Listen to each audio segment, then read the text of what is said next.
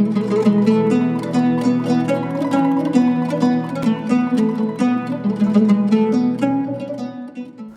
بالله من الشيطان الرجيم بسم الله الرحمن الرحيم السلام عليكم ورحمة الله وبركاته يا أيها الإخوة الكرام قال النبي صلى الله عليه وسلم لا تدخلوا الجنة حتى تؤمنوا ولا تؤمنوا حتى تحبوا صدق رسول الله.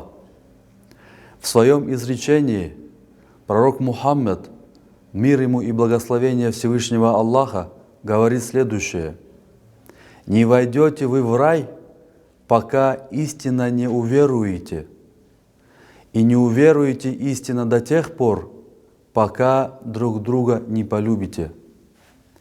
Этот хадис говорит нам о разнице между мусульманином и му'мином.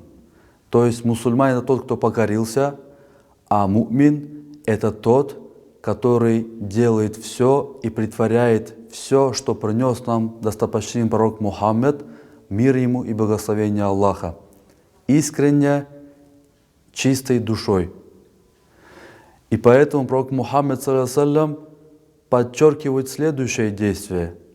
Это любовь к своим братьям ради Аллаха. Вассаламу алейкум ва рахматуллахи ва баракатух.